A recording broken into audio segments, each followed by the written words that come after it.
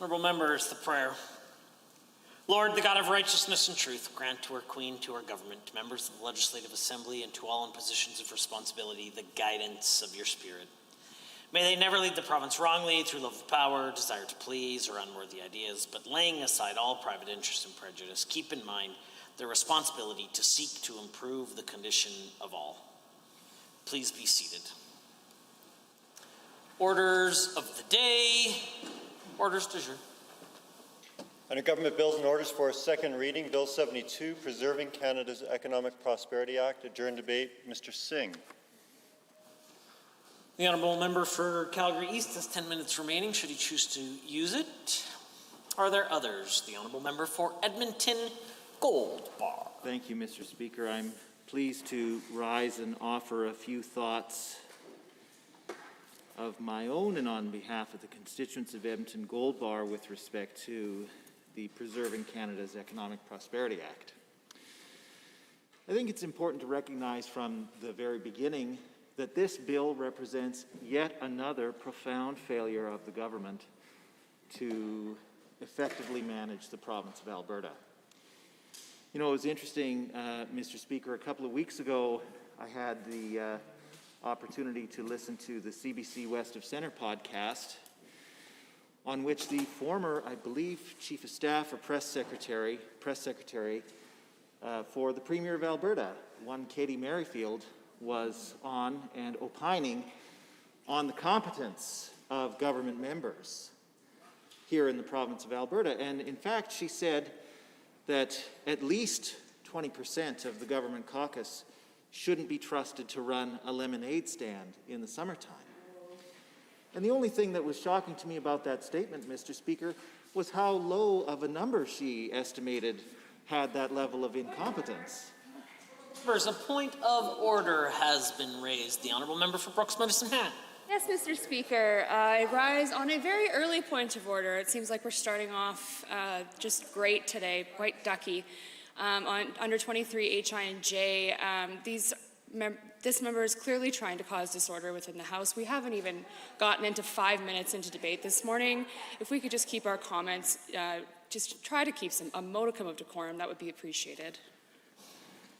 The Honourable Deputy Opposition House Leader.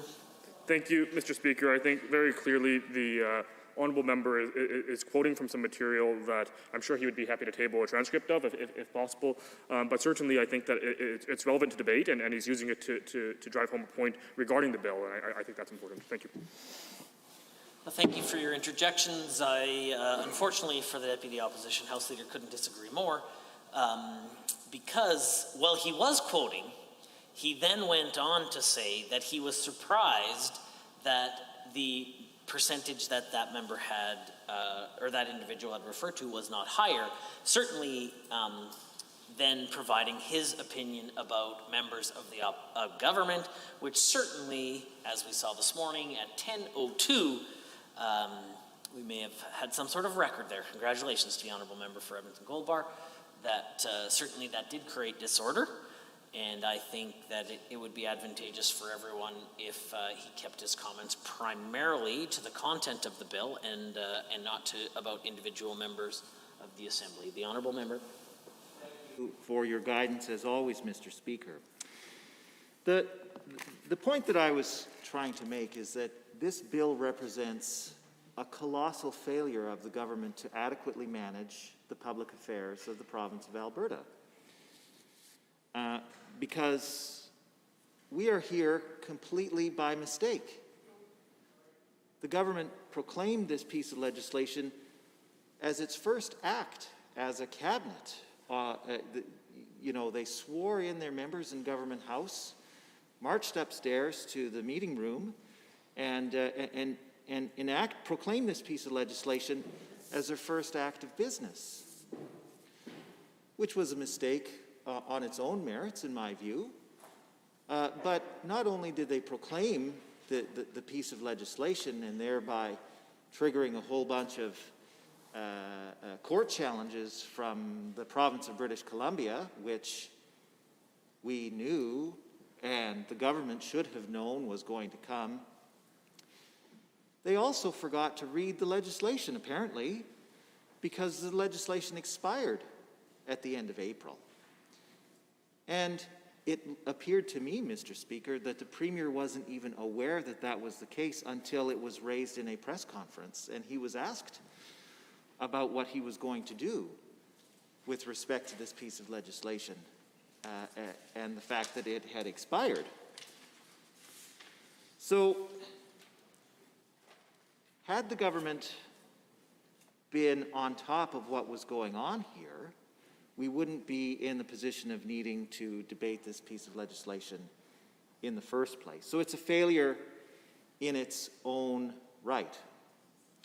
But Mr. Speaker, this is only part of an overall larger failure on behalf of the government of Alberta to effectively manage the natural resources and the economy of the province of Alberta.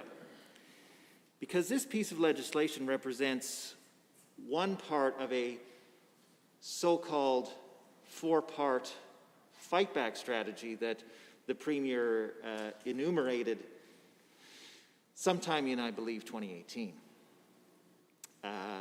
Before he was in the position that he is now, he was outlining his plan for the people of Alberta to apparently defend Alberta's oil and gas industry against people who wish it harm. And that whole fight-back strategy was founded on a complete fiction, Mr. Speaker. And the fiction went something like this: that there was a collaboration or the cooperation between U.S. oil and gas interests and environmental groups to prevent Alberta from selling its oil and gas resources at market prices. And there are some variations of this conspiracy theory, Mr. Speaker. Some of them include the current Prime Minister, Justin Trudeau, and the former Premier, the member from Edmonton Strathcona, as co-conspirators with the U.S. oil and gas interests and environmental groups to landlock Alberta's resources. But that was the underpinning of the approach that the government said it was going to take to manage our natural resources and return jobs and prosperity to the province of Alberta, that all we had to do was fight back against this conspiracy. And then the jobs would return and prosperity would return and everything would be right in the world again. And they built a fight-back strategy based on this conspiracy theory, Mr. Speaker, that had four parts, and one part was this Bill 72 that we're discussing here today. The other three parts were also colossal failures, along with the government's mismanagement of this particular piece of its fight-back strategy. One pillar of the fight-back strategy was the development of the war room. The big idea was to spend $30 million a year on a propaganda campaign aimed at combating so-called misinformation that was coming from these conspirators who wanted to see Alberta's resources landlocked.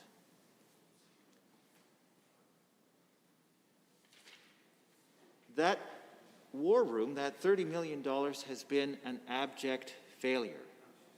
Right from the beginning, Mr. Speaker, it's caused embarrassment to the people of Alberta. We don't have to go into detail about all of the missteps that the war room has made, but from day one, when they selected their logo, they embarrassed the people of Alberta. They basically copy and pasted another trademarked logo and tried to use it as their own.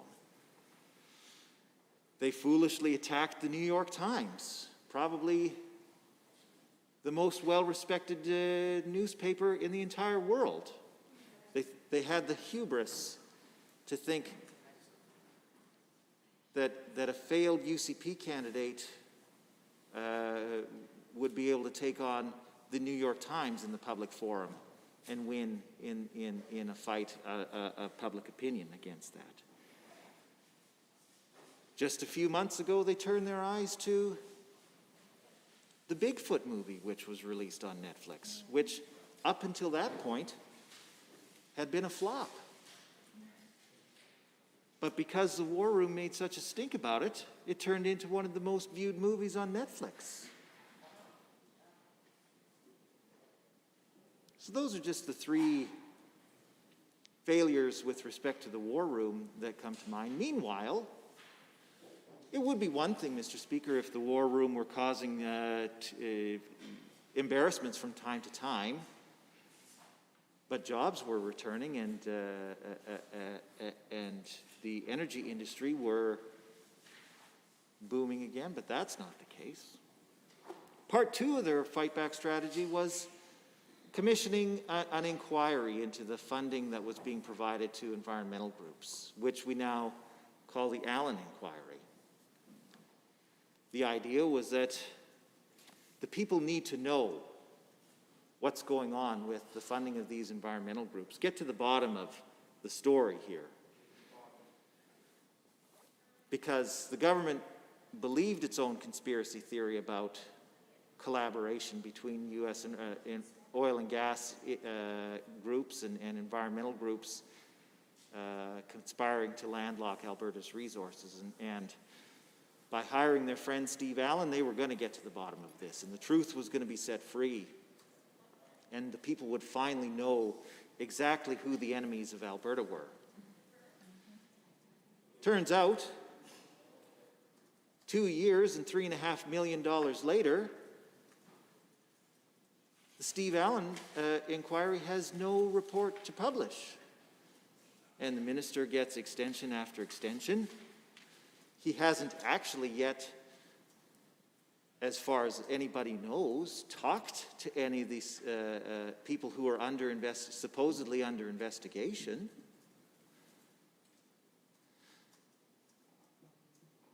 Moreover, Mr. Speaker, we don't even know certainly that the inquiry is actually independent as it was purportedly set up to be.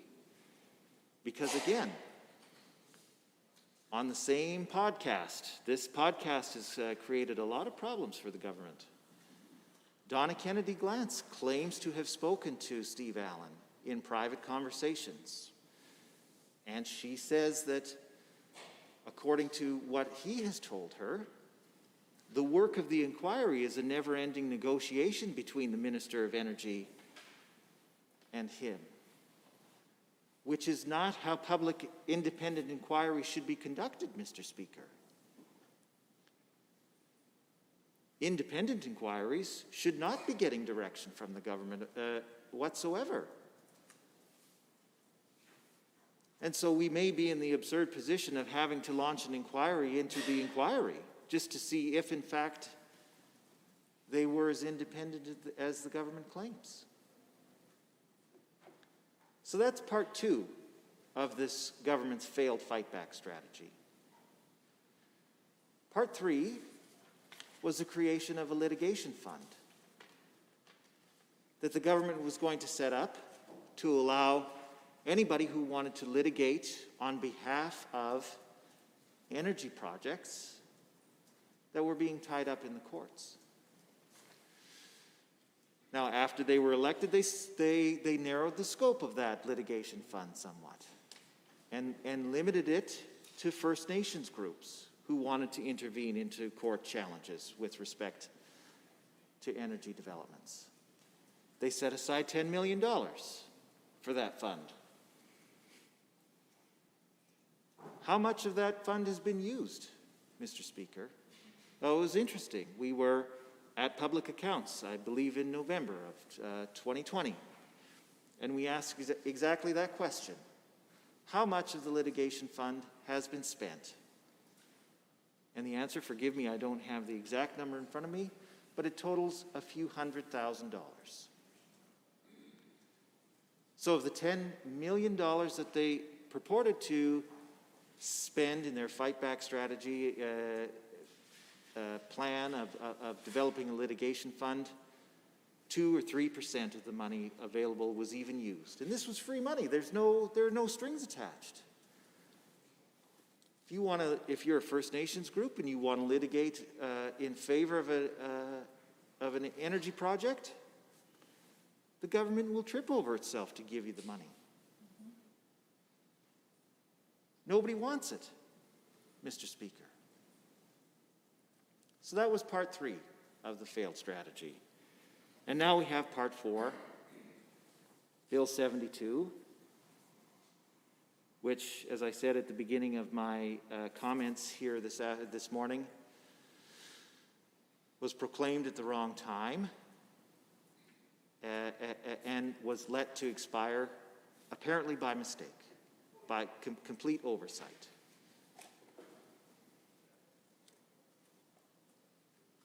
So, not only did they fail completely, not only is their fight back strategy complete failure on its own, just by examining the record, it hasn't even correlated to an improvement in the energy industry. We have over 200,000 Albertans right now who are unemployed, many of them long-term unemployed. Many more than that don't even show up in the employment statistics because they've given up looking for work, Mr. Speaker.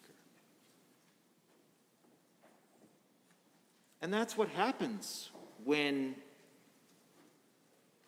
you build a plan to manage the province of Alberta that's founded completely on a fiction.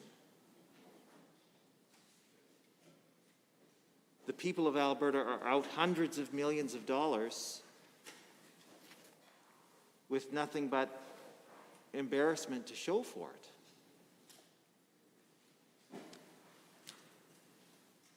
There were some other things not explicitly laid out in the fight back strategy, but that were also intended to protect Alberta's economic prosperity, return jobs to the province of Alberta. The corporate tax cut was one, reducing the corporate taxes from 12% to 8%. Honourable members, Standing Order 29-2A is available. I see the Honourable Minister of Justice and Solicitor General has risen. Thank you, Mr. Speaker. Mr. Speaker, I couldn't just sit here and watch the member from Edmonton, Goldbar, spew all the, the stuff that he has to say on Bill 72. The truth, Mr. Speaker, is that the member from Edmonton, Goldbar, has been protesting pipelines as far back as we can remember in this province. A point of order has been called. The Honourable Member for Edmonton Goldbar. Well, Mr. Speaker, I know that it's only been about 20 minutes since you've ruled on 23H and J, using language that's intended to create disorder in the House. The Minister of Justice just stood up and said that he said the member for Edmonton Goldbar has been protesting pipelines since, I can't remember the time frame that he used. I challenged the Minister of Justice to find a single example of me protesting pipelines. And if he can't, then he should apologize and withdraw those statements. For Carson Siksika has risen. Thank you, Mr. Speaker. Pot meat kettle. I rise on to challenge that point of order, though I understand that the Honourable Minister of Justice, his comments might be frustrating and annoying to the member from Edmonton Goldbar, such as his comments can be similar to members on this side of the chamber.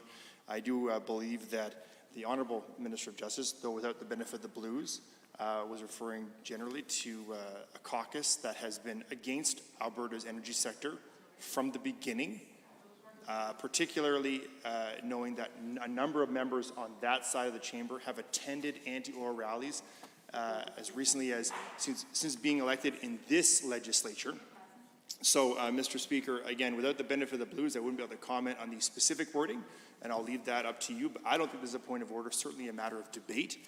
And rather, if the member from Edmonton Gold Bar wants to call points of order on language that he finds offensive or maybe slightly inappropriate, he might want to look at his own scripts and follow his own counsel. Honourable members, I am prepared to rule, and the interesting point of this particular ruling is that I disagree with both of you, and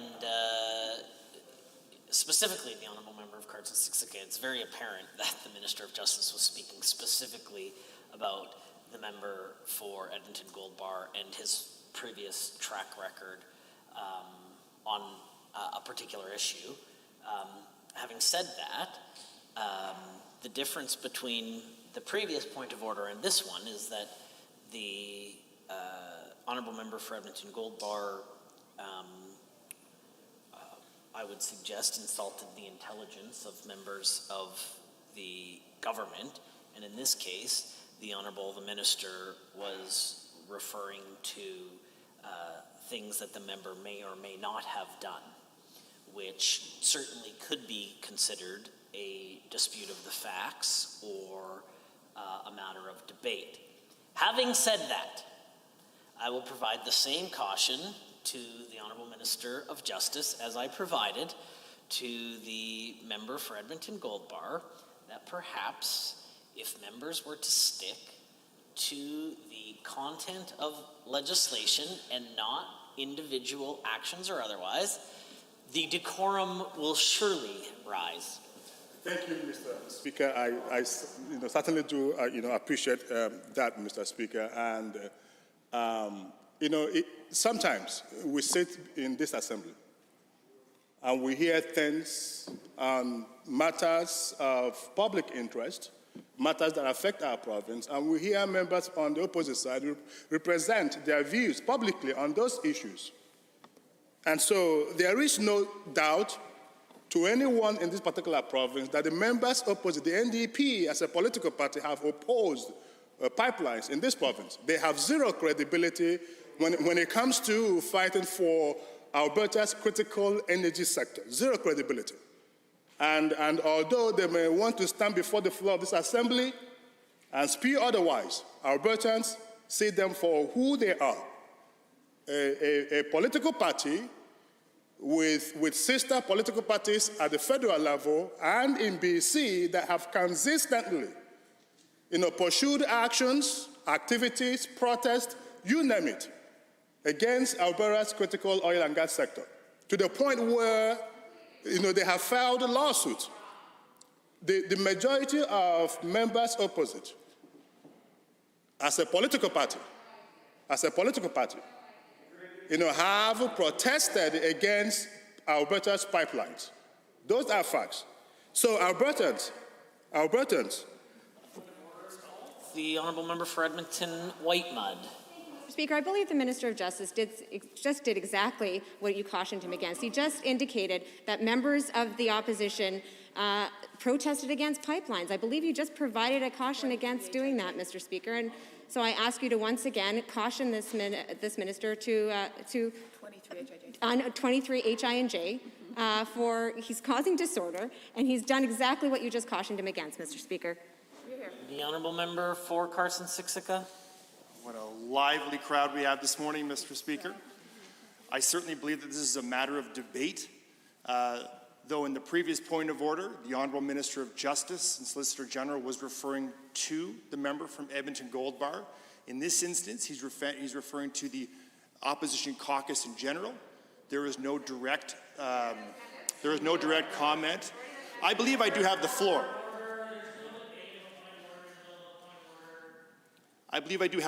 Thank you very much. While I appreciate the interjection, I just provided caution. There is no reason for you to continue in that vein. I'm happy to hear the intervention, but I will deal with other members of the Assembly. You deal with you. Certainly. And in this instance, Mr. Speaker, I will deal with this, not a point of order, is what I believe. Again, the Minister of Justice was referring to the opposition caucus, who on a number of occasions have opposed pipelines. He's simply stating a fact. I believe it's a matter of debate in terms of point of order, and if we need to go further down the road, Order.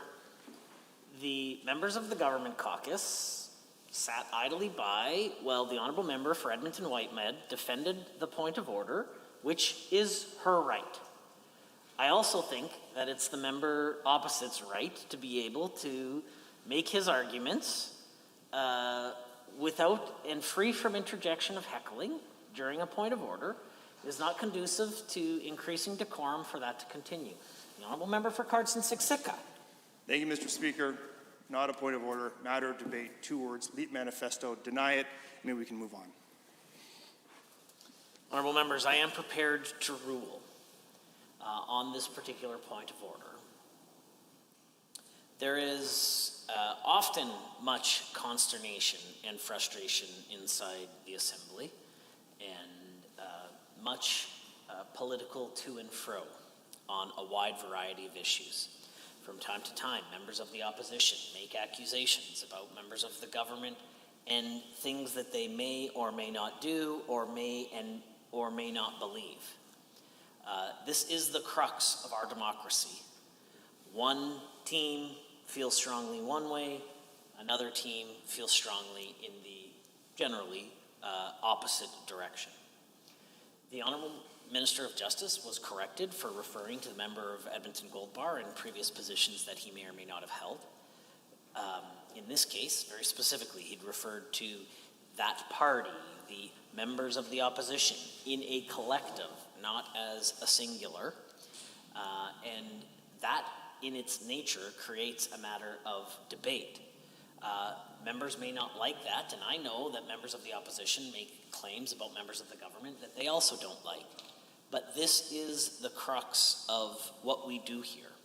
I encourage members, and this is the challenge, when we get away from discussing the core matter of legislation, and many members in the Assembly do that, both on the government side and on the opposition side. When we get away from that, we often end up here with the Speaker playing a role that he would prefer not play. The Honourable Minister of Justice. A point of order is called. I'd like to seek clarification under Standing Order 3.2. I provided at least 30 seconds of I'd like clarification. There is no requirement for clarification. I provided it. The Minister of Justice. Thank you, Mr. Speaker. Mr. Speaker, again, this is classical of what we have come to expect in this Assembly. That's what we do here, is to be able to point out as a political party, as a government and opposition, so that the people of Alberta will know where we stand on issues. Mr. Speaker, the Energy East was cancelled by the federal government in 2017. Guess whose political party were in office in 2017? The NDP. They said nothing. They did nothing. They did not protest with the federal government on the cancellation of a project that would have injected billions of dollars in the Canadian economy and in Alberta's economy. They stood silent, and they would want us to, all of a sudden, develop amnesia and forget their record. Mr. Speaker, point of correction, the Energy East was cancelled in 2017. The Northern Gateway was cancelled in 2016. Guess which political party was in office in Alberta? The NDP. Again, they stood in this province and in this assembly and they did nothing. That project would have injected $7.9 billion in Canada's economy, a critical infrastructure. Keystone XL, vetoed by the Biden administration. The members opposite stood before the floor of this assembly, did nothing, said nothing. In fact, many of them cheered the Biden administration for canceling Keystone XL. Mr. Speaker, here we are again. These members are standing here to talk about Bill 72, In other words, the crux of the argument is why should Alberta pursue a legislation, to send warning to any province in this country that would dare undermine our energy and gas sector? We did. That legislation expired, but guess what, Mr. Speaker? The NDP put forward a similar legislation in their classical nature just for virtual signaling without proclaiming that particular bill, knowing fully well that they have no intention whatsoever. It's a classical virtual signaling act of platitude. And yet, they want us to sit here to think that they support our energy and gas sector. Far from it. And the people of Alberta knows that. Honourable members, are there others wishing to join in the debate this morning? The Honourable Member for Lethbridge West. Okay. Thank you, Mr. Speaker, for the opportunity to rise on Bill 72. I've been sitting here thinking about what this bill should actually be called, because I'll start with the title and providing my comments on it. Certainly, this bill is designed to replace a piece of legislation that was allowed to expire. There are certain sections of this bill that are different than the bill that, or than the piece of legislation rather, that the government allowed to expire. I think the first place to start here is that it's very clear that we are having to have this conversation right now because no one in the Policy Coordination Office, the Deputy Minister of Energy's office, the DMO, in the no one on the Legislation Review Committee of Cabinet, the Minister of Energy, the Premier himself, Executive Council, no one there read the bill that they proclaimed. No one. And so we are in this situation now where we have to have a new bill because everyone just didn't make it to the final pages of a piece of legislation that was, in any event, actually quite a small piece of legislation. It was only a few pages. Now, this is very similar to that bill that they allowed to expire because they did not read. And it's useful to remember why we had that bill that had passed this House but had not been proclaimed. And when the government proclaimed it, a bill that they could have simply, if they intended, if they actually wanted to, make sure that it stayed on as a piece of legislation, they could have amended it, taken out the expiry date, for example. But that would have meant that they read it first. The reason why that bill existed was in and around the time of ensuring that the Trans Mountain Pipeline got built. And there were a number of different back and forths with the government of British Columbia, with whom we disagreed quite pointedly on the merits of the expansion of the Trans Mountain Pipeline, the expansion of its capacity. And through a number of different initiatives, we sent that message loud and clear. One of them was this piece of legislation that was there to be used as a tool should other strategies not pan out. But the fact of the matter is, they did. We had the federal government purchase the line, and in fact, the government of Alberta did ensure some GOA financial support to that project as well, through a number of different negotiations and through a committee of cabinet, a market access committee of cabinet, upon which I was a part, because I myself felt very, very strongly that, and continue to feel, in fact, that the Trans Mountain Pipeline is an important piece of infrastructure for Alberta's continued economic prosperity. It's a coin of phrase, which is in fact the title of this act. And so, it is certainly the contents of this legislation are relatively non-controversial to me, anyway, as a member in this place, given that at the time I supported the piece of legislation that we passed. I supported the other measures that were taken by the honourable member from Edmonton Strathcona in her capacity as Premier at the time. I supported my colleagues and industry as well in ensuring that I contributed in every way I could to the Market Access Task Force. I was someone who made these representations, in the media across the country in both official languages. When it was a difficult conversation, when it was an easier conversation, I was there to ensure that Alberta's interests were in fact represented. And so we are in a situation now today, Mr. Speaker, where we have guaranteed long-term contracts on TMX for 80% of the expected volumes.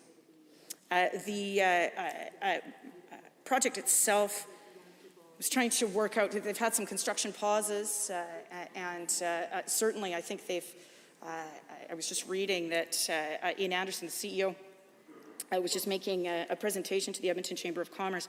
They have had an interruption sort of earlier, either earlier this year or in late 2020, and some problems with contractors, and indeed they had a death on a work site and a very serious injury.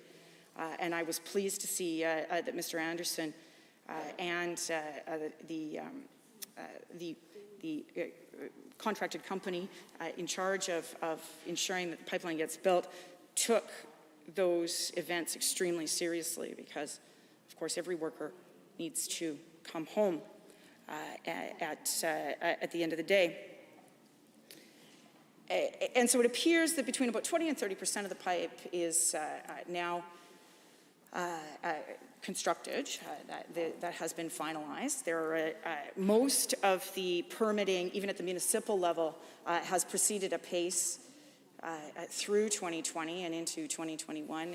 I was just having a look on the CER website, and it appears that, while there still seem to be some motions and other appeals being brought forward by the city of Burnaby and some others, which is to be, I suppose, expected given their previous positions. The fact of the matter is that the regulatory agencies and, of course, the courts have serially responded to those applications by dismissing them, and that is good news.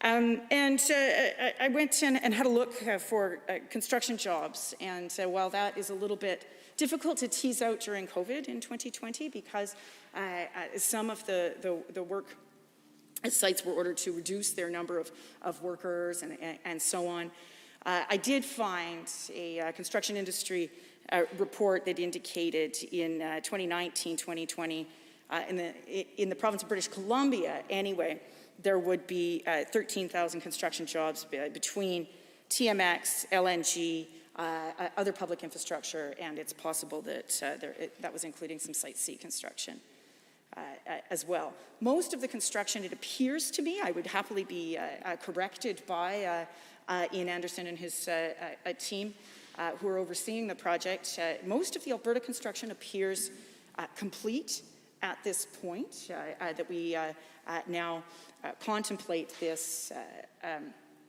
legislation in June of 2021. I would be remiss as well if I did not indicate that there are a number of negotiations and Indigenous partnerships happening with this project along the route and in various ways. That too is a positive development. It was certainly seen as something of a priority by our government. And as we engaged the federal government, we ensured that every single time we talked to them about some of those community benefits. We talked to them about if they were going to be the project owner, that they should do so in a way that reflected an economic reality in Canada in the 21st century. That is to say that our economic benefits are as broadly shared as possible.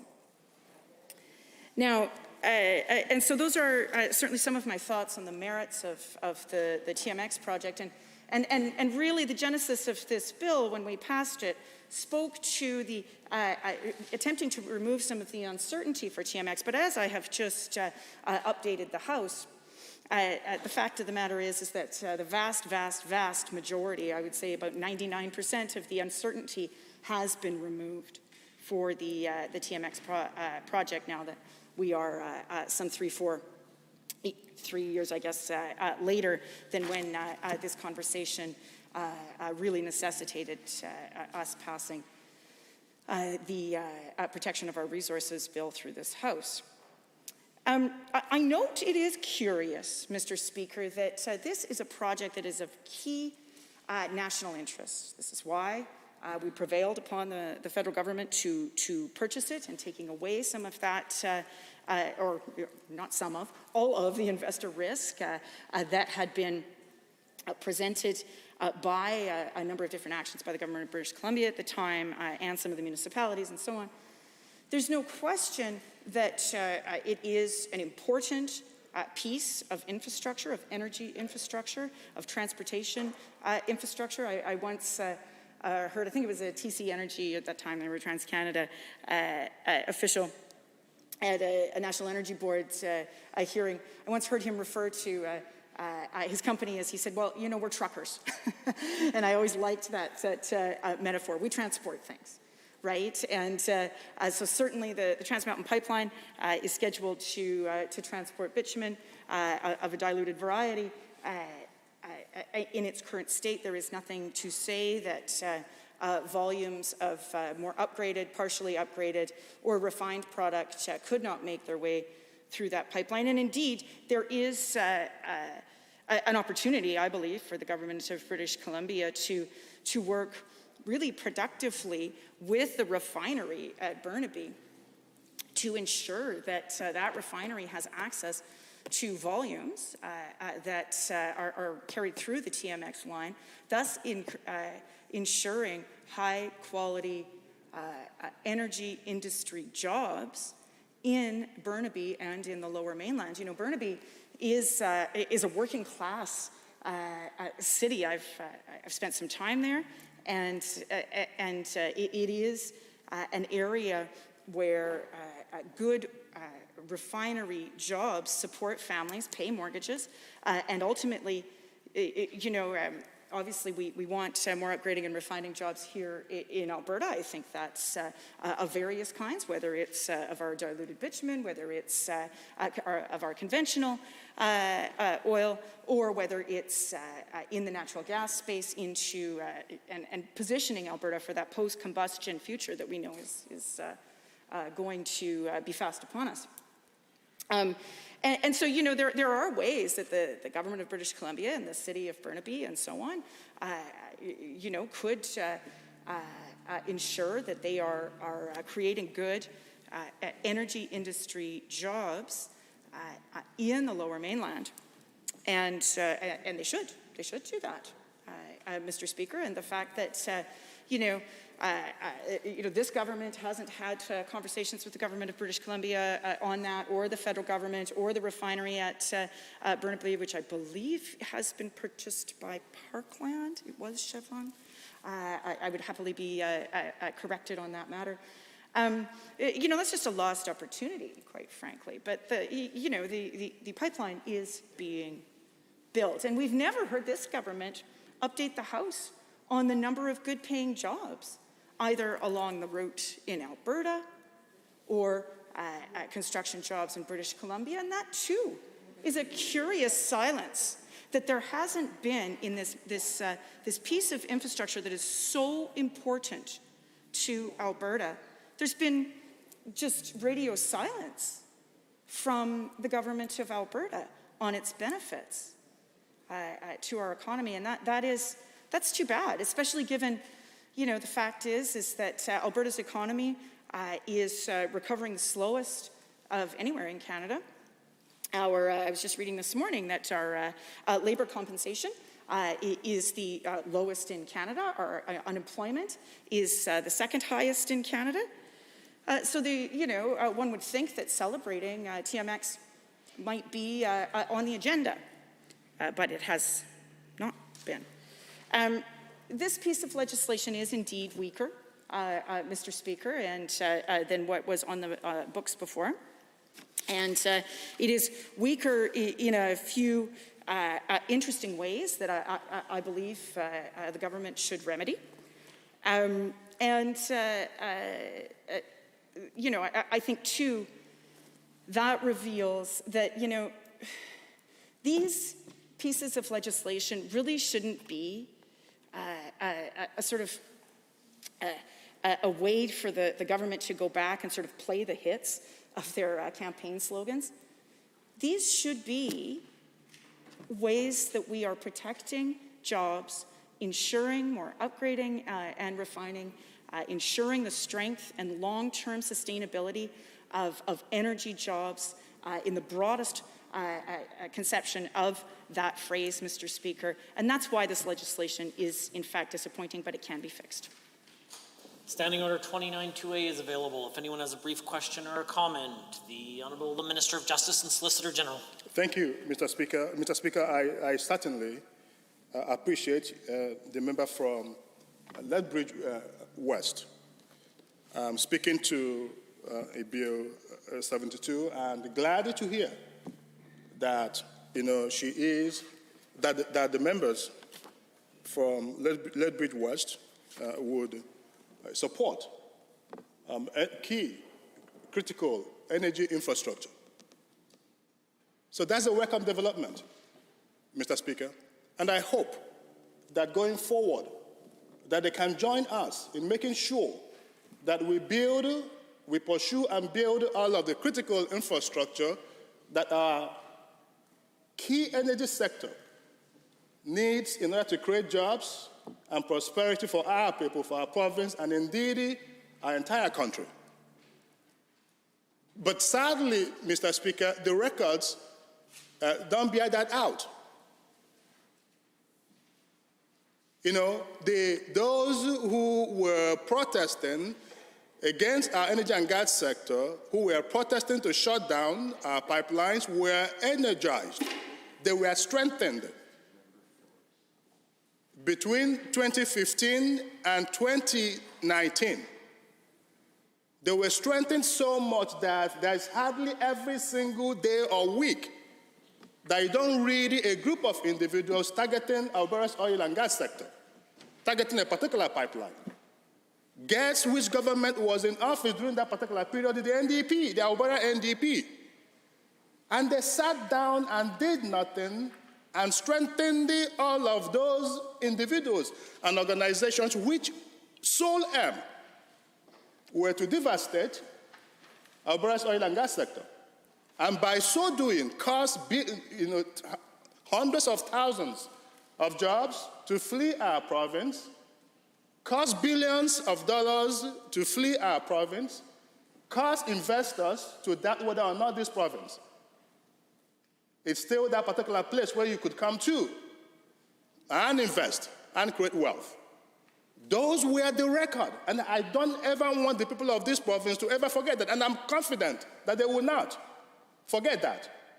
So it is good, finally, that sanity is beginning to prevail, and I hope that the members opposite continue on that particular path, because that is precisely what our people expect of them. That any political party that claims to pursue Alberta's best interests must also pursue the support of our economy and our critical infrastructure. So critical. There is no question in my mind that governments across the globe can defend their vital economic interests whilst also making sure that we preserve and protect our environment and climate. You can do both, and we can do both. The idea that we can do both is pathetic. On this side of the aisle, we have sought from day one to strike that particular right balance between making sure that we provide jobs and economic opportunities for our people, whilst making sure that we protect the environment and protect our climate. We have done so without undermining our jobs and economic prosperity. The NDP, the members opposite, did not do so for 4 years that they were in office. And that is why 2 major critical infrastructure pipelines were cancelled whilst they were in office, and they uttered no word, nothing. And that is why we are seeing lawsuits from organizations that support them, filing lawsuit against an inquiry that will ensure. Order has been called. The Honourable Deputy Opposition House Leader. Thank you, Mr. Speaker. I think certainly that we appreciate your guidance today that has already been given, but I think that currently the Honourable Minister is referring to issues that are possibly before the courts, and under sub judice will request that you advise him to refrain from doing so. Thank you.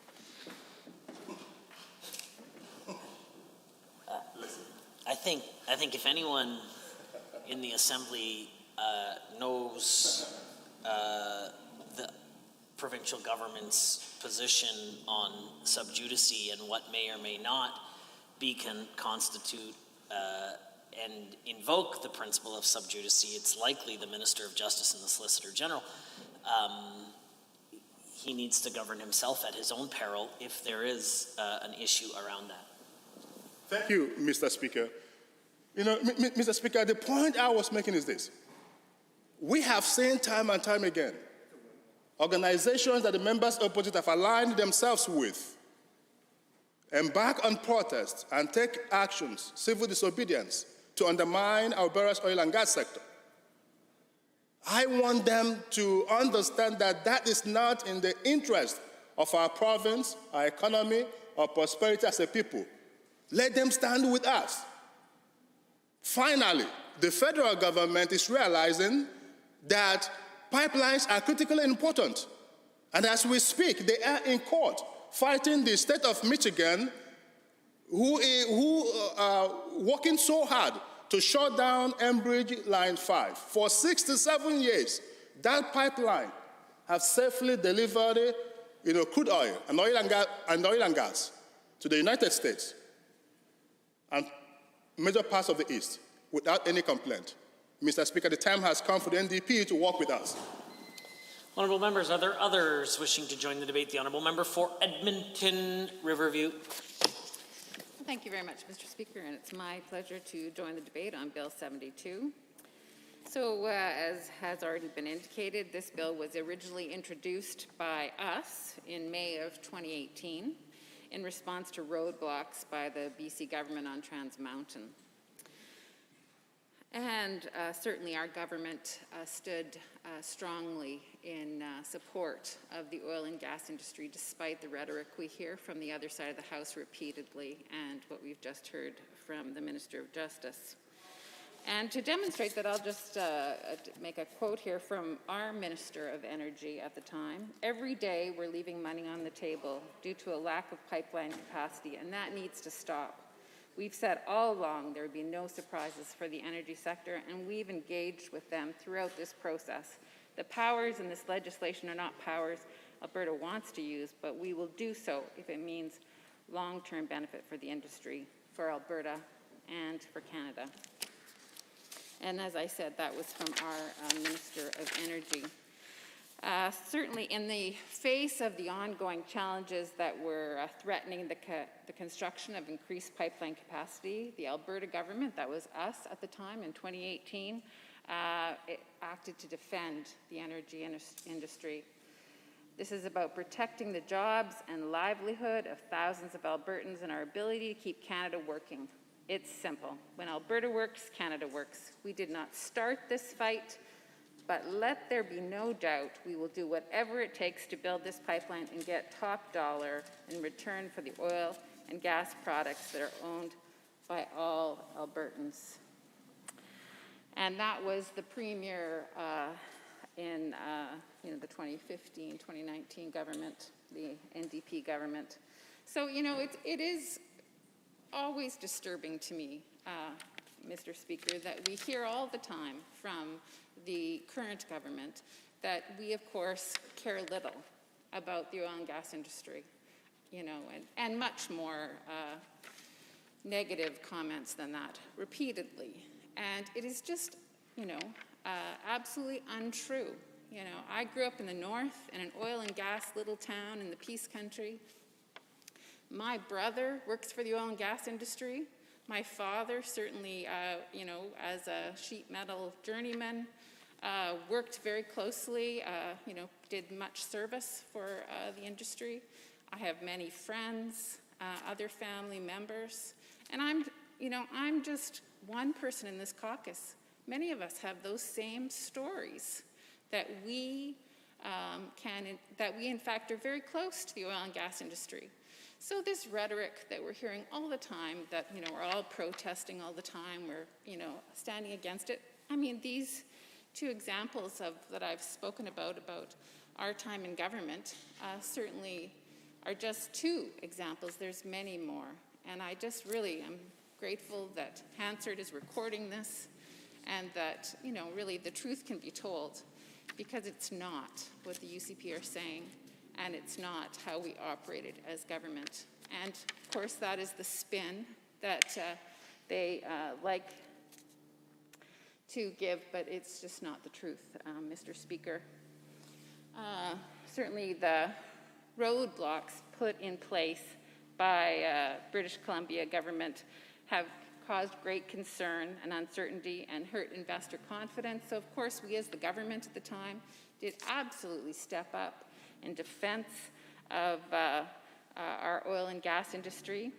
And we know that the delays impacted hundreds of thousands of jobs that are so important to Albertans, that put food on the table, roofs over their heads across Alberta, and it's very important. And so we stood very strongly, and we stood up against British Columbia regarding that. Certainly, you know, it seems the UCP has sort of bad news story after bad news story. It must be hard to keep their heads up, because it seems like even this morning I was reading the newspaper, and now there's a new Leger poll that's out that says 4 out of 5 Albertans view our premier unfavorably. They don't like his policies. They don't like what he's doing. They think he should resign. It must be, you know, devastating to be in the government benches right now, because there's been bad news story after bad news story. And certainly Albertans are not feeling supported by this government, and are very concerned about what's happening in Alberta. Certainly we know that we do have work to do with all of Canada, and one of the things that our government, our NDP government, did during our mandate was to have a campaign titled Keep Canada Working, where we, instead of sort of yelling at Ottawa, yelling at Justin Trudeau, fighting with everyone, we actually educated Canadians and moved the discussion to a more positive one about the oil and gas industry. And that campaign that we invested in, and that we worked with other Canadians to educate, moved the Canadians supporting Trans Mountain to 70%. And that's a significant move of the dial. So I would suggest to my UCP colleagues that this kind of action, this kind of work to educate and actually listen and go to other Canadians to help them understand the importance of our industry is the better way to go than instead of attacking and you know, just condemning everyone else. But it can shift people's thinking if you take the time to listen and actually shift the debate. And so with that, Mr. Speaker, I will adjourn debate. Honourable members, having heard the motion by the Honourable Member for Edmonton Riverview to adjourn debate, all those in favour, please say aye. Aye. Any opposed, please say no. In my opinion, the ayes have it. That motion is carried and so ordered. For second reading, Bill PR2, the United Church of Canada Amendment Act 2021. Member Phillips. Member for Lethbridge West. Thank you, Mr. Speaker. I rise to move second reading of Bill PR2, the United Church of Canada Amendment Act 2021.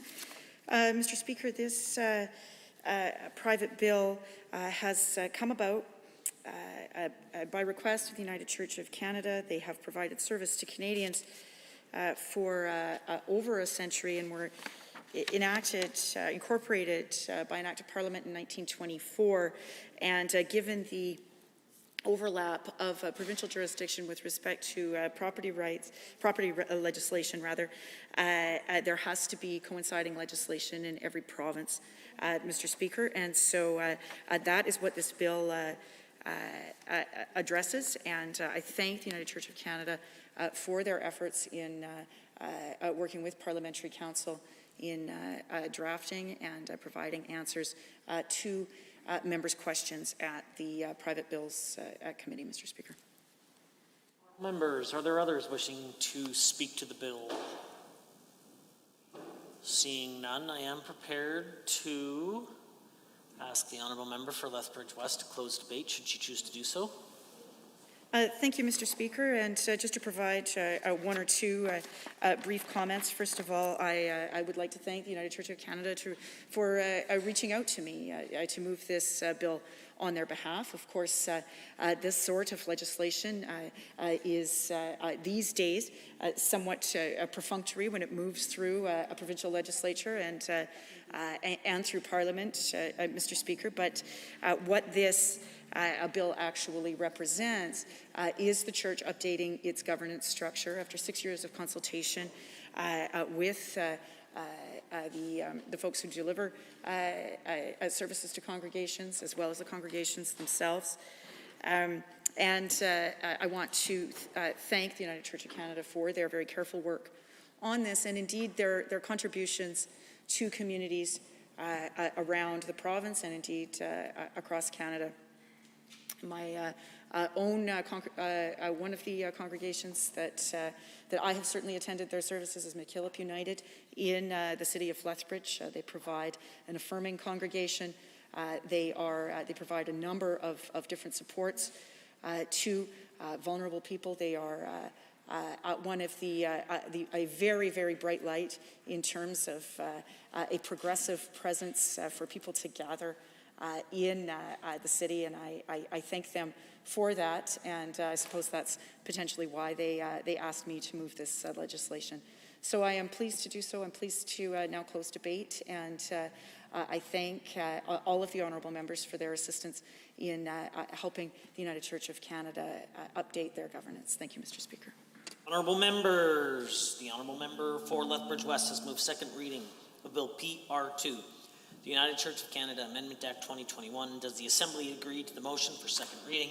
If so, please say aye. Aye. Any opposed, please say no. In my opinion, the ayes have it. That motion is carried and so ordered. Bill PR2, the United Church of Canada Amendment Act 2021, is now read a second time. Committee of the Whole.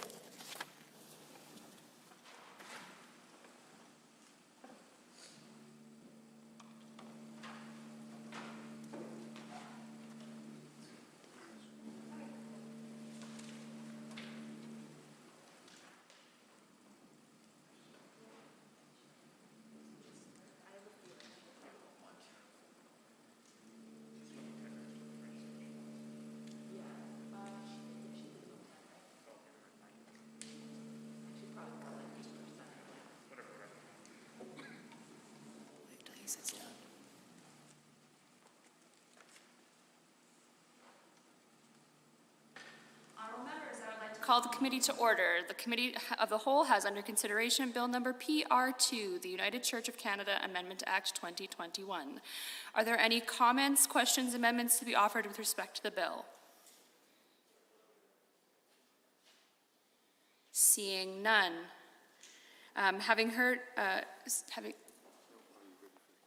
are you ready for the question?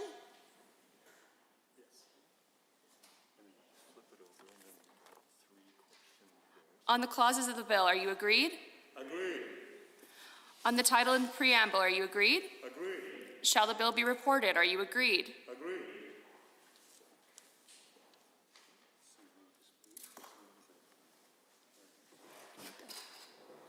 The Honourable Government House Leader. Thank you.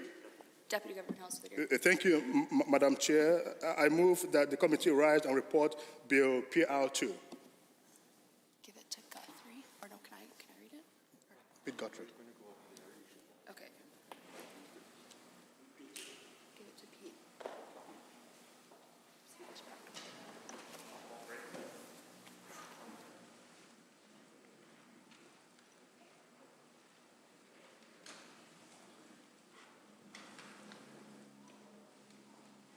Member for Brooks, Medicine Hat.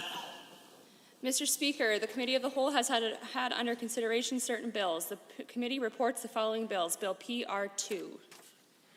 Members, does the Assembly concur in the report? If so, please say aye. Aye. Any opposed, please say no. In my opinion, the ayes have it. That motion is carried and so ordered. Under Government Bills and Orders for second reading, Bill 72, Preserving Canada's Economic... Oh, sorry. No, unanimous consent to go to third reading, right? The Honourable Deputy Opposition House Leader. Thank you, Mr. Speaker. I would move that, or I would request the unanimous consent of the House that notwithstanding Standing Order 77 sub 1, we move immediately to third reading of Bill PR2. Thank you. Deputy Opposition House Leader has requested unanimous consent to proceed immediately to third reading of Bill PR2. I will ask only one question.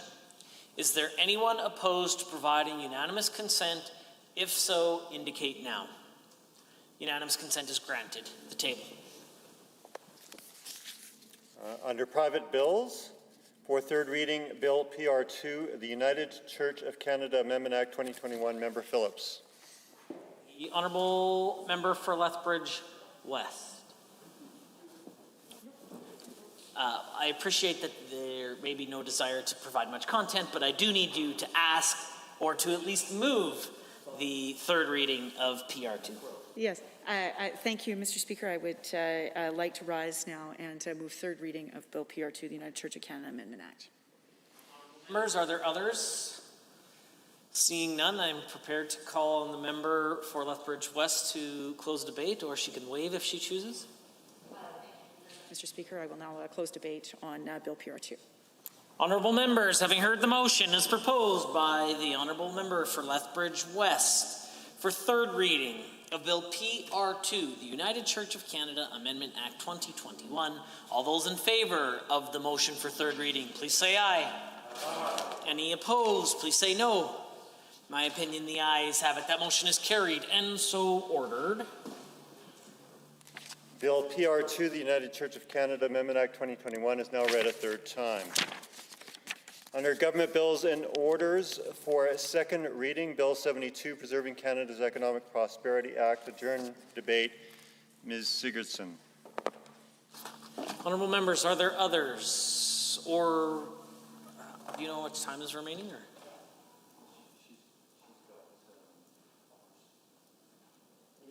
There's approximately 8 minutes remaining should the member for Edmonton Riverview like to use it. The Honourable Member for Edmonton Decor is next. Well, thank you, Mr. Speaker. Happy to rise this morning here, provide some opening comments on Bill 72, Preserving Canada's Economic Prosperity Act. I guess I should say, Mr. Speaker, I do find the title interesting, talking about preserving Canada's economic prosperity, when clearly we've seen this UCP government struggle to simply preserve Alberta's economic prosperity. And so trying to, I think, to expand that view to Canada is a bit ambitious. Perhaps maybe they should, focus on securing ours before worrying about anything a little bit bigger. But essentially what we have here with Bill 72, something that is similar to a bill that the previous NDP government brought in around the whole topic of the Trans Mountain pipeline. That bill, of course, was used to essentially insist that the TMX must be built and give Alberta the opportunity to get its product to Tidewater. And so, as I've listened to some of the debate here this morning, I find it, I guess, a little bit humorous, some of the thoughts held by the UCP towards the NDP's position on pipelines. As an individual who comes from the labor movement, Mr. Speaker, I'm all for good union jobs. They tend to pay better, there's better benefits, there's better working conditions, safety conditions, things like that. And so I guess when we talk about the whole topic of TMX, I think it's a very, very large, annoying thorn in the side of the UCP. Because when you look at that discussion, it shows very, very clearly that we were in favor of pipelines, especially me. Like I said, as a union person, they're good unionized jobs. And so to sit here and potentially insinuate that, I guess potentially myself and some of my colleagues protest these pipelines and try to block these pipelines and everything like that, well, quite frankly, the fact that we brought forward a bill to insist that TMX gets built kind of means that their argument that we're anti-pipeline doesn't exactly hold water. Matter of fact, it's probably got such a hole in it, it's probably the size of the Monticello Dam drainage spout in Northern California. That's how big a hole there is in that argument. And so, perhaps we could just drop that whole thing, because clearly that is not the case. And so, when I look at Bill 72, again, there's some similarities with the one that we had, but certainly less teeth than the one previous. And so, I can't help but wonder, Mr. Speaker, how the UCP managed to just accidentally not pay attention to the expire date on that previous bill. I now start to wonder, what else have you accidentally missed and haven't paid attention to over the course of the last 2 years? Again, getting back to that whole thing about Alberta's economic prosperity. We heard right from the very beginning, even before the election, jobs, economy, and pipelines. I'm sorry, you don't get to claim victory on TMX. That was us. We got that job done. That was the whole point of the bill that you let expire, to try to get that done, which we did. Able to get the federal government to step in under very extraordinary circumstances and invest to get the job done. Your track record so far hasn't been so great. You've bet over $1 billion on a pipeline that now, who knows whether that's going to be done. I believe Line 5, of course, right now is at risk. And what are we doing? Well, we're shouting, Twitter wars probably, threatening lawsuits, things like that. Because, we know how well that has worked out before in the past. And so now we have 72 before us that we're hoping won't degrade the conversation any further. But again, less teeth. We're missing the ability to restrict the flow of refined fuels. Look, Mr. Speaker, the whole point was it was supposed to be a deterrent from opposing TMX. But that's done. It's being built. It's under construction with good unionized jobs, which I know the UCP, very anti-union, hate unions, which is funny because those unions provide good union jobs for Albertans.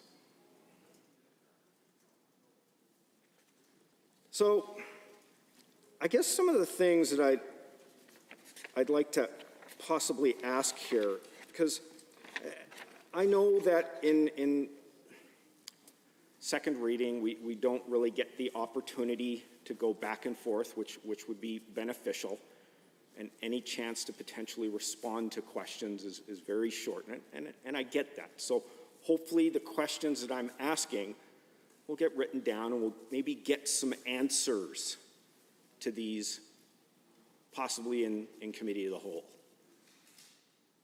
Because I think Albertans deserve these answers.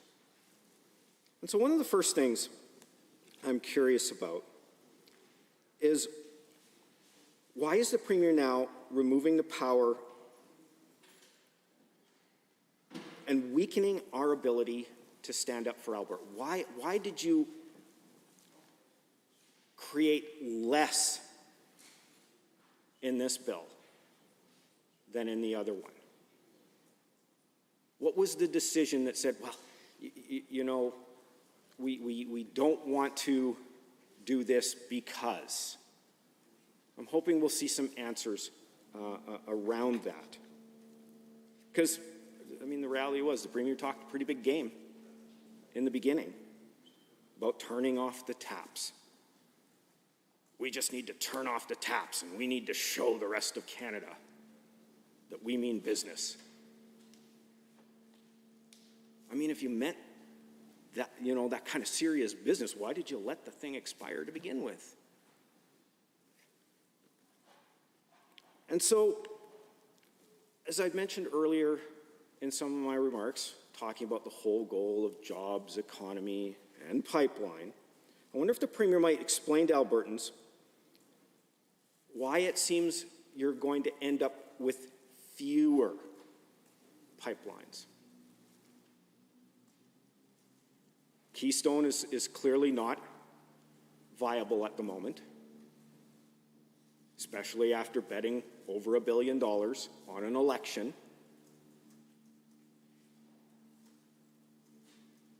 And Line 5 at risk. So what are some of the things you're doing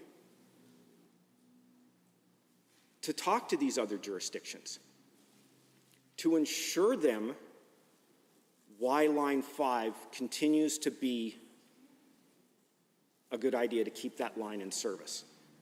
And what are you going, I mean, we've seen time and time again people pointing fingers at us about our environmental policies. So what are you going to do to dissuade those arguments, to, you know, address these fears that they have, and show why we're so responsible? Not threatening lawsuits, not going on Twitter tirades. Good, solid policy,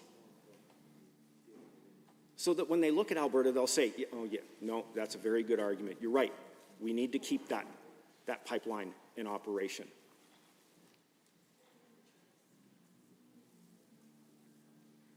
And so, over the course of your term, why is it right now looking like you're going to have fewer? Because your initial jobs economy pipeline said you should have more.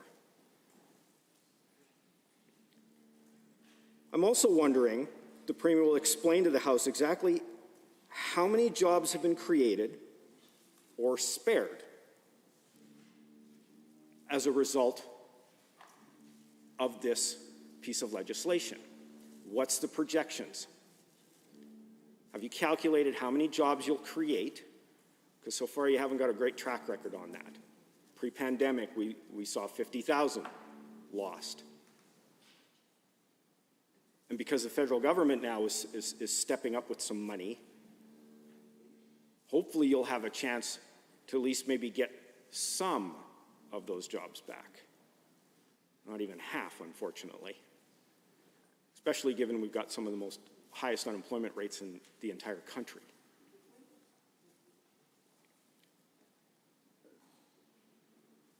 So I'm hoping to see some of the projections out of that. Or at the very least, the jobs that we currently have will be spared because of this. And I know it's been a little bit difficult when it comes to sharing data with not only this House, but with Albertans in general, to show what your position actually is to justify the decisions you're making. I've always said, if you've got the information to back up the decision, just show it to me, I'll take my seat and shut up. But I haven't exactly seen that over the course of the last 2 years. You know, why is the 4 times now, I think it is, Mr. Speaker, delayed inquiry? How is that helping to move the conversation? How will this piece of legislation hopefully get us a report in front of us? And my friend from Edmonton Gold Bar went into great detail about the different stages of this fight back strategy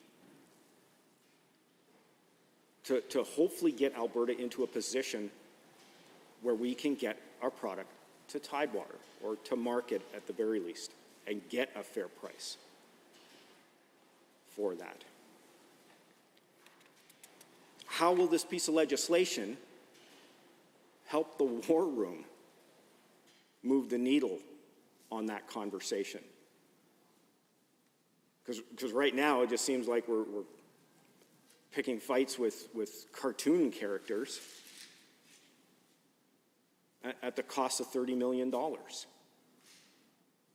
Sounds like there's maybe some red tape in there. Maybe you should consult with the Associate Minister of Red Tape about how we could move that process along a little bit and not fight with a cartoon character. So as the debate moves forward, Mr. Speaker, I'm hoping we'll see some more fulsome answers. Likely, as I said, during Committee of the Whole, will be a better opportunity to be able to go back and forth to get some of these answers. And hopefully, if there's another speaker after me, we just won't hear the whole same tired rhetoric. The NDP did this, and your track record did that, and you guys are always doing this. Maybe actually take one of my questions maybe and answer it. And show me why the decisions that you're making, and why we have a piece of legislation that maybe isn't quite as robust as it could be, if that is indeed needed. So initially, I'm happy to support the bill, but I'd like to have these answers to be able to go back to my constituents and explain to them what the benefits are going to be. I certainly would never presuppose the decision of the House, why this bill will move forward and make their lives better here in the province of Alberta. Standing Order 29-2A is available. I see the Honourable the Minister of Justice and Solicitor General. Thank you, Mr. Speaker. Mr. Speaker, I appreciate certainly the last comment from member from Edmonton Decor of his support to Bill 72. That's a good thing. I think it is appropriate for all members to support Bill 72 because it is a good bill that would help us continue to protect our vital economic interest. But, Mr. Speaker, the member from Edmonton Decor is known to publicly declare his support for union members. And I fully support that. It is the right thing to do. Fully support that. But I also want the members opposite to spend some good time to think about what really would a union member require. What would a union member want them to do when it comes to critical infrastructure projects that would land them job opportunities so that they can take care of their families? And I would certainly welcome the members opposite to take a look and to listen to many of the union members who worked on Keystone XL. I have spent some time on different TV stations in Canada and in the United States of direct interviews of union members who actually were working on the Keystone XL pipeline project. Each and every one of them talked about how devastated they were to see the Biden administration cancel that particular project. Here in Alberta, have we heard anything from the members opposite in support of that Keystone XL? Cricket. We have not heard anything from them in support. Instead, we know that they cheered for that veto by the Biden administration. You know, Mr. Speaker, the members opposite, and I say this as someone who comes from a union background. Long before I came to this assembly, I was a union member. And there are so many union members like myself out there. You don't get to hear them because they have no voices. And they expect you and I to represent all of their collective wishes on all issues, even the ones we don't agree on.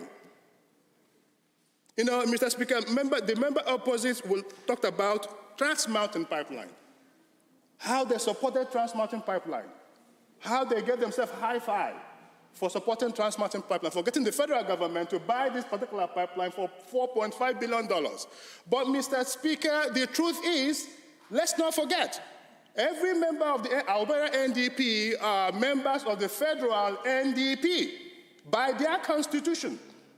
Constitutionally, every one of them is a member of the federal NDP. And the federal NDP were on record multiple times of saying that they do not support Trans Mountain Pipeline. In fact, you know, the leader of the federal NDP, the current leader of the federal NDP, when the federal Liberal government, you know, decided to buy that particular pipeline as a consequence of enormous pressure from the people of Alberta. Here is what he said. The Trudeau pipeline is a bad deal that won't solve the problem. Giving $4.5 billion to a Texas oil company is a failure of leadership that demonstrates Prime Minister Trudeau has no vision for the future. Climate change leaders don't spend $4.5 billion on pipelines. Sounds familiar? The same accusations that the members opposite here have on the job creation task cut. Sounds familiar? That's their playbook. If it is not ideologically aligned, they will never support it, despite its impact on our economy, despite how good it is to provide jobs and opportunities. The BC NDP, their sister political party, again was on record as opposing the Trans Mountain Pipeline. Then you ask yourself, why was it that the members opposite wanted to believe that they supported the Trans Mountain Pipeline? Very simple. Pure political calculations, because they know that under their watch, 2 pipelines have been cancelled, Energy East and Northern Gateway, and that the people of this particular province would not. Called by the honourable member for Edmonton South.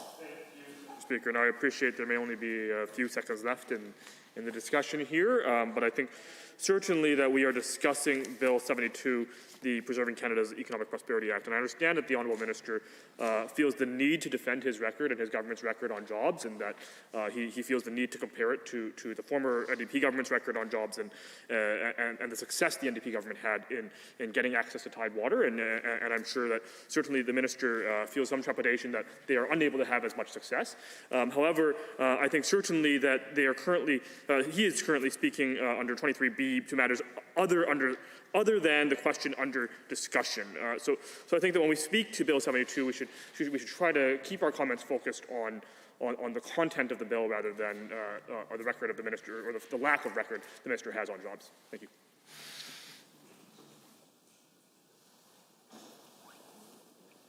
I hesitate to take any further interjections on this particular matter,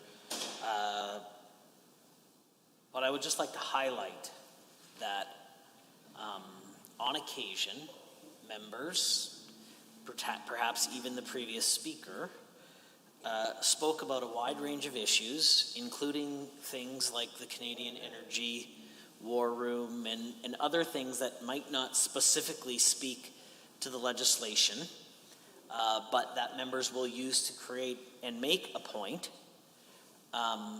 which are rarely a matter of a point of order, but perhaps a continuation or a matter of debate. And I think that this is another example of that sort of line of discussion. And I just provide some caution. The challenge is, like, we can't call a point of order on things that we disagree with.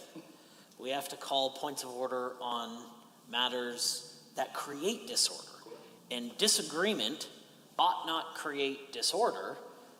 Disorder is created when members make accusations about, in particular, members, when they make accusations about individuals and not members or political parties. And I have heard members of both sides, even this morning, make these sort of accusations. I don't find fault on. In fact, I didn't find fault on the opposition side or on the government side for making these sort of statements of disagreement. This is a matter of debate, not a matter of point of order. The Honourable Minister of Justice. Thank you, Mr. Speaker. I know my time is about to come to an end here, but I want to conclude by saying, Mr. Speaker, if fortunately, this concludes the time allotted for Standing Order 29-2A. The Honourable, the member for Edmonton Whitemud is next. Thank you, Mr. Speaker. It is a pleasure to rise today in second reading on Bill 72 and to have a spirited conversation and debate about this bill that's before us today, but also it is impossible, Mr. Speaker, to distinguish or to discuss this bill in isolation of what is the larger fight back strategy of the current government, because of course it is part of that bigger strategy. So certainly when we are looking at this bill, it has to be considered in that broader context, because it is yet another example of the fact that this government seems to have a lot of bark but no bite. And I'm saying this as a dog lover myself, Mr. Speaker, who likes and loves dogs, even those who do bite, but particularly I have a very, very barky dog. Anyways, as I was saying, Mr. Speaker, I think it's very important in this context to be talking about that larger fight back strategy, but also to get some clarity and perhaps provide some accuracy to some of the debates that are happening in this House. Now, I understand there has been a good conversation in this Assembly today about what is or is not a point of order, what is or is not matters of debate. But apart from the rules of order, or the rules of order in this House, which might seem a little strange to Albertans who are watching to know that members in this Assembly can, in many cases, and as the Minister of Justice has demonstrated, and members of the UCP caucus generally have demonstrated, can make statements that are not based in fact, but are still permitted as part of the debate. And part of the concern, of course, is that it's certainly, there are special privileges and rules that happen in this House that protect certain amounts of debates. There's things that can be said in this Assembly that would not and could not be said outside of this Assembly. Those rules might seem a little arbitrary and obscure to many Albertans who are watching, because certainly if an Albertan was listening in today, they may get some false impressions about certain activities or positions or even goings-on of some of the members in this Assembly. And so I encourage all members that even if there are special rules of order that are certain things are permitted in this House, certainly those who might be ministers of the Crown might take a certain pride in accuracy and a certain pride because there is perhaps a higher level of public trust in certain positions. And certainly their word should carry more weight, and certainly being accurate should be important. So on that note, you know, I was disheartened, Mr. Speaker, to hear several times from members of the government caucus allegations about members On this side of the House, I believe the statement that was ruled in order, so I believe I'm able to repeat it, even though, again, if any Albertan were to do the fact check on this, they would know that this is actually not an accurate statement. I believe, for example, the Minister of Justice indicated that a majority of the members of the opposition attended pipeline protests. And as the Minister of Justice, I would hope, again, that accuracy is important to the Minister. We have not yet seen that to be the case in this Assembly, nor in some of his public statements. However, I encourage him to perhaps table that evidence, which he has, that that's the case. Now, certainly, I don't think he will be able to do that. I can say that with quite a degree of certainty, Mr. Speaker, because I know the members of this caucus, and to say a majority of them have attended these kinds of protests is simply not true. But more importantly, Mr. Speaker, let's get back to results. Let's talk about results on the energy industry and on pipelines. Because I'm completely confounded, Mr. Speaker, when I came into this Assembly to hear that it appears that the members of the government caucus have amnesia about what took place in the 4 years leading up to the 2019 and this legislature, because you would think, based on the comments that we continue to hear in this Assembly, that a major pipeline had not been approved in the 4 years leading up to 2019, that it had not been approved by an NDP government. But yet, that is absolutely the case, Mr. Speaker. Under the NDP government, I know it is painful for the UCP to accept this and for them to acknowledge this, but the Trans Mountain Pipeline was approved and is currently being built, Mr. Speaker, and that was done under the NDP. That was the first pipeline to Tidewater in 60 years, I believe it was, Alberta's history. So the previous 44 years of progressive conservative government had failed to do that.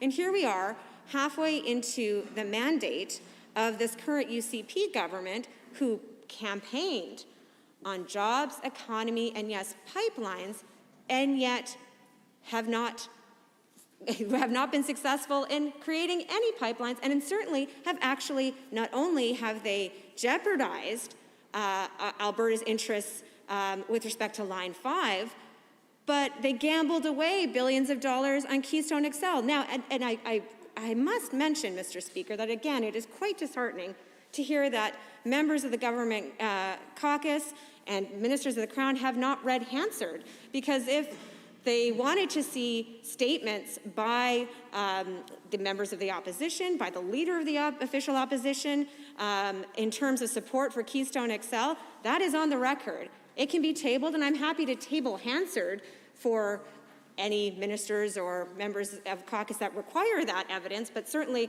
they have access and should be able to read Hansard themselves. But certainly, absolutely, the members of the opposition, leader of opposition, has been very clear that Keystone XL would have been incredibly important to Alberta, to our energy interests, but also to workers, absolutely. Unfortunately, as we find in so many circumstances with respect to our energy industry, we don't get to call all the shots here in Alberta. Unfortunately, there are major international interests at play, there are major international politics at play, and investment choices that are being made. We're seeing a drive and an understanding and a move globally towards more energy efficient, more renewable resource development. That is not within our control solely in Alberta to change the course of that. And so, given the context of those situations, it is imperative on a responsible government who does care about protecting our energy interests and also cares about protecting our dollars, Alberta's taxpayer dollars, to make responsible decisions. So on Keystone XL, it is absolutely disappointing that it does not seem to be proceeding, but those cards are already on the table. And any responsible government would have read those cards, would have done their research and done their analysis, and come to the conclusion that betting $1.3 billion, as far as we know, it might end up being more. We still don't have full transparency on that, Mr. Speaker. But betting billions of Alberta's dollars on something that did not look like it was going to go ahead, even those with a very limited understanding of the political climate in the United States knew that at the time, candidate Joe Biden had made it clear that if he was elected, that pipeline was not going ahead. And yet, this government still chose to gamble away our dollars. So that is a frustration that all Albertans must bear now, is the non-sophistication of this government to be able to read what's happening internationally and globally to protect and to advocate for our energy industry. And that non-sophistication, I don't even know if that's a word, non-sophistication. Unsophistication? It is now. That non-sophistication is demonstrated once again by Bill 72. How in the world was a piece of legislation that was so important to this government that it was the first act that they did? They proclaimed that bill almost immediately, and yet they let it expire? And it seems to be they let it expire, well, maybe just as an oversight, Mr. Speaker. This government claims to care so much about our energy industry. They care to have, it's supposed to be the top of mind for them, this job economy pipelines, but what we found is they didn't even notice when this legislation that's so important to them expired. And let's think, what was going on at the end of April, Mr. Speaker, that might have distracted this government's attention? Just as it distracted their attention from handling the third wave of the pandemic in this province, when Alberta was the worst in North America with respect to rates. At that time, what was going on with the UCP caucus that they didn't notice that this bill was expiring? I would guess, Mr. Speaker, there was a little bit of an internal drama going on in their caucus. I believe there probably is still a lot of internal drama going on in that caucus. The government of the day had plenty of time to spend a full day in a caucus meeting discussing which of their members were going to remain as part of the UCP caucus, but oops, forgot about this piece of legislation that they claimed was so critical. And I believe, Mr. Speaker, that this is simply a clear indication of where this government's focus is all along. This entire fight back strategy has been, unfortunately, a complete joke, because it's all about fighting and it's not about any results. And I haven't even gotten into, Mr. Speaker, the great joy and pleasure that is the war room, that is sucking up millions of dollars, picking fights with Netflix about animated Bigfoot movies. Can't get a logo straight. How about the Allen inquiry with 4 extensions, a changed mandate based on stories the government, well, they took some questionable research and created a narrative and then established a public inquiry to investigate the own narrative that they made up. And first of all, I have to say, Mr. Speaker, I find that to be such a terrible injustice to the idea of a public inquiry. Yeah. I just, from a fundamental, perhaps a bit of my perspective of having respect for our judicial processes and the important roles that public inquiries can play in really getting to the heart of serious matters. Not only is this not a serious matter, as has been abundantly made clear by my colleagues in the media, and even the researcher who was the reason behind this whole inquiry to begin with, it is not a serious issue.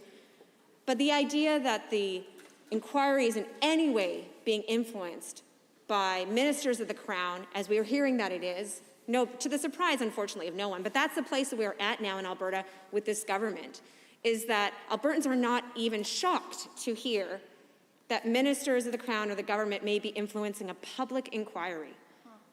And that is simply disrespecting a critical tool for transparency and the respect and impartiality and the necessary role that public inquiries should play in our system, Mr. Speaker. So this bill is once again evidence that this government doesn't even know how to do the thing that they claim to do, which is to fight back. Although fighting back, let's be clear, has not produced any results to date. No pipelines have been approved. Oh, by the way, the fight back strategy also seems to include the incredibly tone-deaf diplomatic skills of the Premier of calling the governor of Michigan, who holds, again, a lot of the cards with respect to Line 5, brain dead. The Premier has demonstrated that he doesn't understand the diplomacy required to actually advocate effectively for our energy industry. He has demonstrated, and the UCP has demonstrated as government, that they do not understand how to read what is going on internationally to advocate effectively for our energy industry. They let this bill expire. That's how much of a priority it is for them.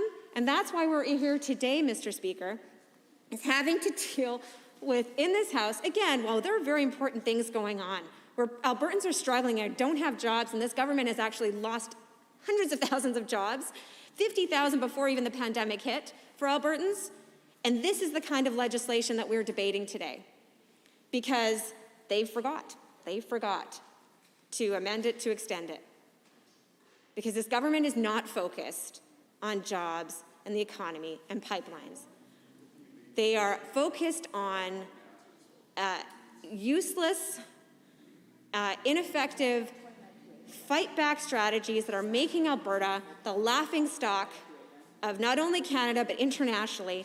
And this is not the way, Mr. Speaker, that we should be advocating for our energy industry. This is not going to get pipelines built. This seems like a government of amateurs. And I believe that's what we're seeing with, once again, having to deal with a bill that is not only here before us because it expired, but also is actually weaker than the legislation that they proclaimed 2 years ago.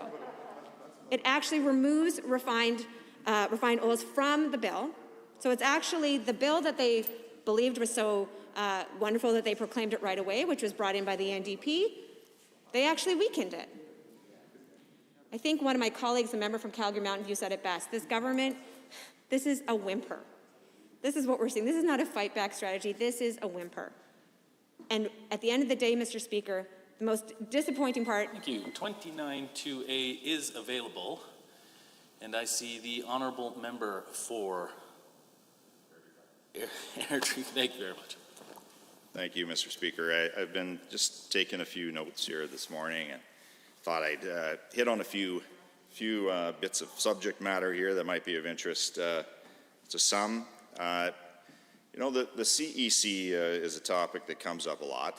And it seems as though, Mr. Speaker, that the entire argument seems to rest upon a logo error from a year and a half ago. And this is an organization that's doing tremendous work, and they are making great headway in the industry.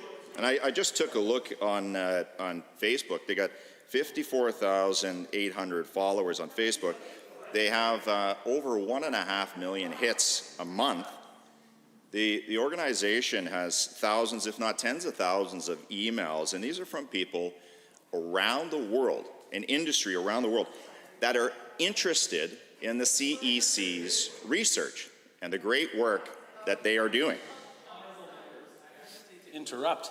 However, we have had some lively debate this morning, as I've been made aware of, and I think that in many of those cases, all members on all sides have been afforded the opportunity to speak without being spoken over by heckling. I think that we have taken it a little too far with regards to the heckling. The individual with the floor is the honourable member for Airdrie Cochrane. Thank you, Mr. Speaker. And I was just saying there that the CEC has tens of thousands of emails from around the world, and these are individuals who are interested in the great research that they're doing there. So I hate to tell you, but the CEC is a hit, and the industry loves the support. I know that the opposition here doesn't like the support, but that doesn't surprise me whatsoever. But I mean, really, if we want to look at it, why the objection? Why the objection, Mr. Speaker? Well, there's objection because they're against the industry. They don't want to defend the industry. This is why they put and hired Zipporah Berman. You know, they believe that the best way to support industry is to implant or embed activists right into government positions so that they're able to sabotage from within. And they talk about a cartoon, Mr. Speaker. I hear this quite a bit this morning. They talk about a movie. Why would the CEC object? It's only a cartoon, they say. But we're looking at cancel culture here. You know, these are the same individuals that want to cancel SpongeBob SquarePants. They want to cancel the Flintstones and Bugs Bunny. It's only a cartoon, Mr. Speaker, when it's a message that they agree with. When it doesn't meet the criteria, then they want to shut it down. It's abhorrent to them. So this position, you know, it only fits them when it's required for a certain narrative. Now, on the matter of pipelines, you know, earlier there was some sensitivity around the NDP's lack of support for Alberta's resource sectors. Now, you know, prior to 2015, the NDP completely objected to everything to do with any aspect of the resource sector here in Alberta. And they got about 2 years into their term, and they realized, whoa, we had better make a change here. We're not going to get reelected. So then they started coming out, at least on the surface, given an apparent view that they do in some surface way support the resource sector. But here we are. Once 2019 hits, there's the objections again. They need to get back to supporting their base. One that's against the oil and gas sector, against forestry, against agriculture, against mining. I mean, the opposition here, this is a party that objected to Energy East. They objected to Northern Gateway. They support Bill C-69 and Bill C-48, and yet they claim to support industry. Come on. So it's not surprising why many of them object to this bill. This was a bill put forward. Well, actually, they put forward similar legislation. Yes, they've talked about that, but that was put forward, admittedly, by them as a bluff. They had no intentions of using it, and they despised the fact that we've utilized it. The NDP wanted it gone, hence they put in a drop-dead date within the, well, unfortunately, I ran out of time. Thank you, Mr. Speaker. Honourable members, are there any members looking to join debate? I see the honourable member for St. Albert has risen. Thank you, Mr. Speaker. It's my pleasure to rise after that and speak to Bill 72, Preserving Canadian Economic Prosperity Act. And, you know, I unfortunately didn't hear a lot of the debate earlier this morning, but I would like to comment on some of the recent suggestions made by the member across the way. Just to correct the record a little bit, because it is important as we consider this particular piece of legislation. So one of the things, Mr. Speaker, that the member said is that the CEC, and for those of you that aren't familiar with that acronym, that's the War Room, that is a huge success. Because, awesome success, because there are like tens of thousands of followers on social media. Okay, well, you know what? I'm sorry, but when you commit $20 million a year, that wouldn't actually be the first thing that I'd measure in terms of success. I would actually look at the overall goal of jobs, pipeline, economy, or whichever order that was on your platform, because y'all are missing the boat on all three. The other thing that I would like to say about this war room is that it's embarrassing. It's actually embarrassing that is a central pillar of your fight back strategy is embarrassing. Now, I get that your fight back strategy was part of your platform in this particular piece of legislation. You're trying to explain isn't because of, you know, leadership and competence. It's because actually you want to fight back. The reality is Albertans want to be respected. They want to be leaders in terms of resource development. They want to be leaders in terms of climate change. They want to be leaders in terms of job creation. They want to be leaders in terms of prosperity. They don't want to be leaders in terms of being humiliated by their government. And that is what continues to happen with this fight back strategy. Whether it's an Allen inquiry or the inquiry that is on its fourth extension, and who knows what is going on behind the scenes, because let's be fair, I think that there's a lot of assumptions that have been made. We've seen lots of evidence that's based on junk science.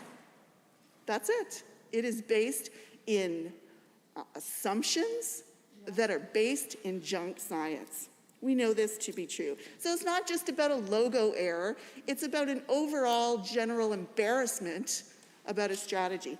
Albertans are serious about the oil and gas sector. They understand that our province relies on this particular resource. They also understand their responsibility in many other areas. So to suggest this war room or CEC is actually a winning strategy when we know it is steeped in a lack of transparency, just like many other things, that many other activities that this government undertakes.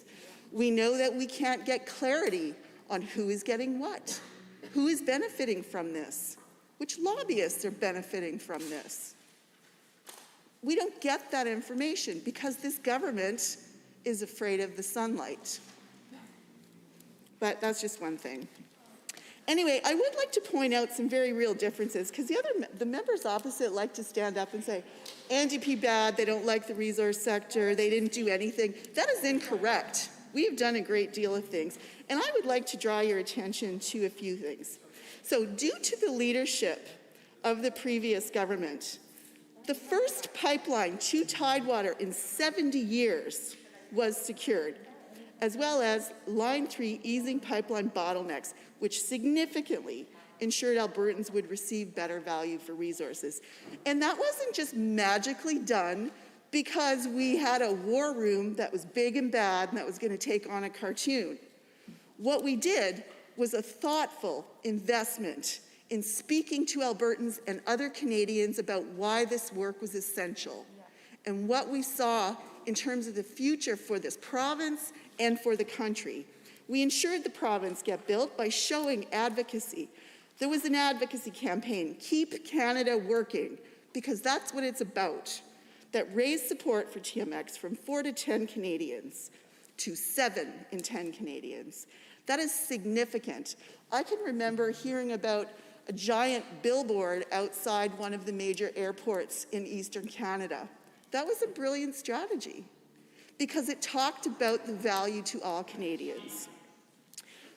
When BC tried to obstruct our pipeline, we did stand up to that government and we passed. A point of order has been raised. The honourable member for Airdrie Cochrane. Yeah, thank you. Under 23B, speaking to matters other than those under discussion, the 29.2A is where rebuttals can be brought forward. Here, the member hasn't spoken about the bill whatsoever. In fact, hasn't mentioned it. I think that this is more of a rebuttal to a 29.2A. I'm not sure if we have rebuttals to 29.2As, but if we could get back on to the actual bill, it would make matters a little bit Members, I believe there may be a response. I see the honourable member for Edmonton South has risen. Mr. Speaker, I think certainly the honourable member may be upset that the record is being corrected, and the honourable member may not appreciate that his comments were inaccurate, but I think certainly this is a matter of debate. There was no standing order cited. It is perfectly acceptable for any member of this place to comment on matters under debate on this legislation. The honourable member, however, I don't think he will be upset at the end of the day with me interrupting him. I do not find that there is a point of order. This was a matter of debate. We are now adjourned until 1:30.